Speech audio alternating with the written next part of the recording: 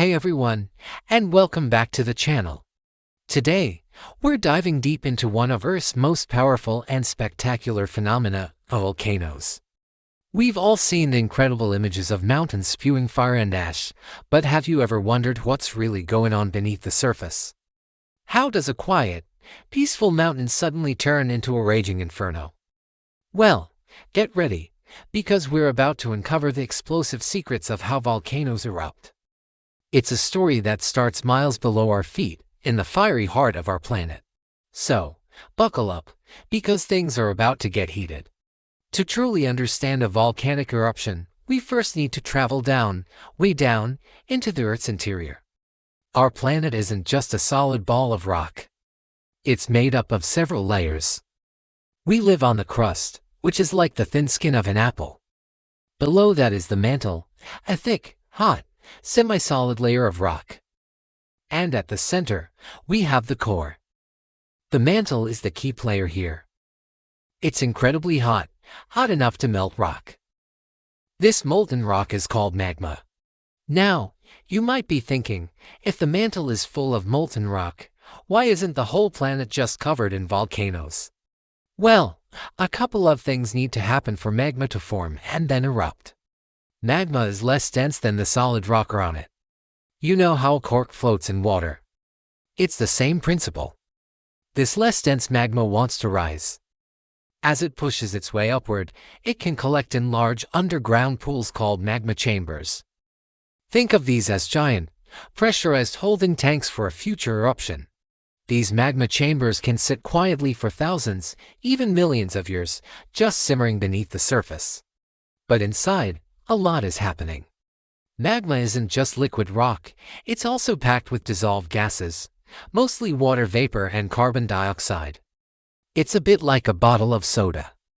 When the cap is on, you can't see the fizz, but you know the carbonation is in there, trapped under pressure.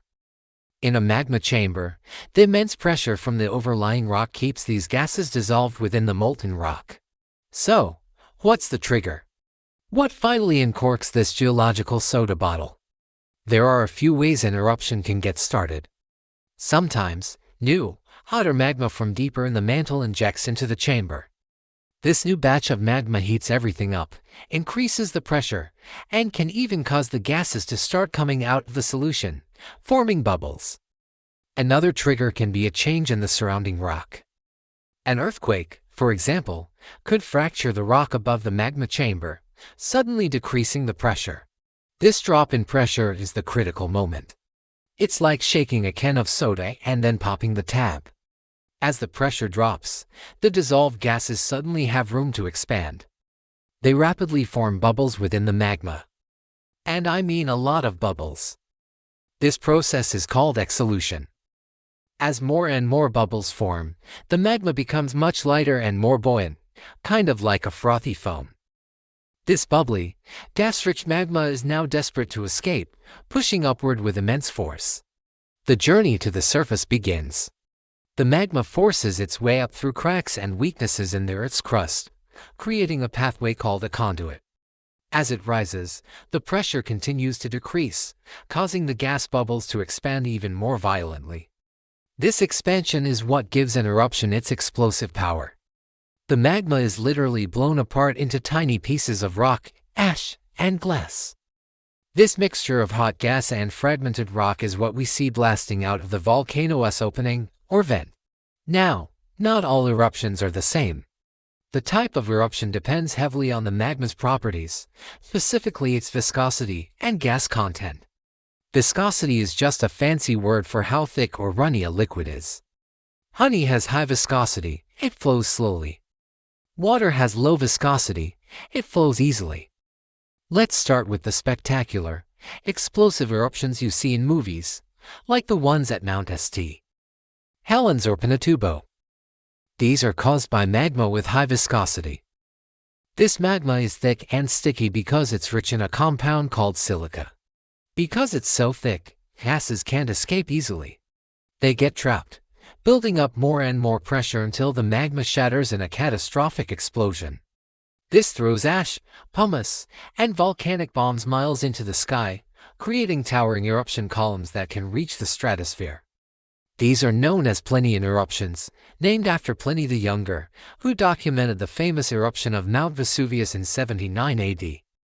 These explosive eruptions can also produce something truly terrifying: pyroclastic flows. These are superheated, fast-moving avalanches of gas, ash, and rock that hug the ground and travel at hundreds of miles per hour. They are one of the most dangerous volcanic hazards, capable of destroying everything in their path. On the other end of the spectrum, we have effusive eruptions. This is what you see in places like Hawaii.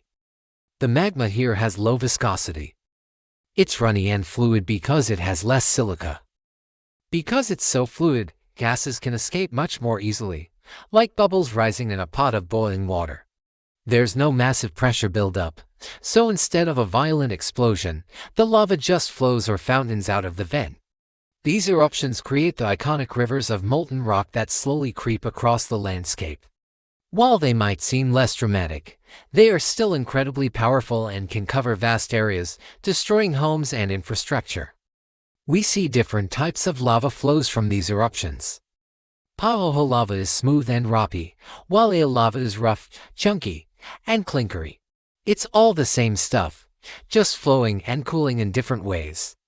So, we have the explosive Plinian types and the gentle effusive Hawaiian types.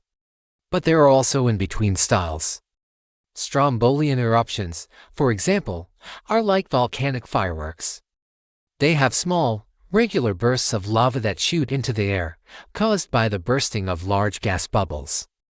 Volcanian eruptions are more explosive than Strombolian, sending up moderate clouds of ash, but they aren't as massive as a Plinian event. The shape of a volcano is also directly related to the type of magma it erupts. Explosive eruptions with thick, sticky lava build up steep-sided cones called stratovolcanoes or composite volcanoes. Think Mount Fuji or Mount Rainier. They're built from alternating layers of lava flows and ash deposits from past eruptions. Effusive eruptions with runny lava create broad, gently sloping mountains called shield volcanoes because they look like a warrior's shield lying on the ground. The Hawaiian Islands are classic examples of shield volcanoes, built up over millions of years by countless fluid lava flows. So, to recap the entire process, heat from the Earth's interior melts rock in the mantle to form magma. This buoyant magma rises and collects in a magma chamber, full of dissolved gases under high pressure. A trigger, like new magma entering the chamber or a drop in external pressure, allows these gases to form bubbles.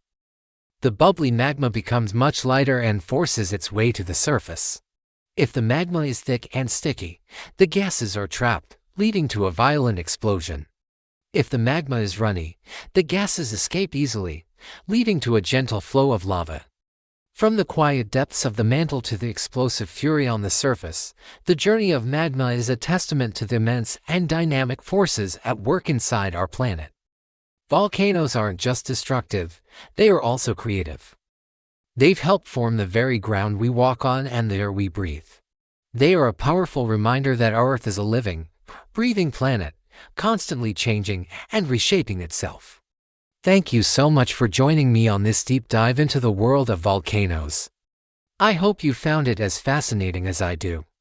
If you learned something new, don't forget to hit that like button and subscribe for more adventures into the science of our world. And let me know in the comments which geological topic you'd like to explore next. Until then, stay curious.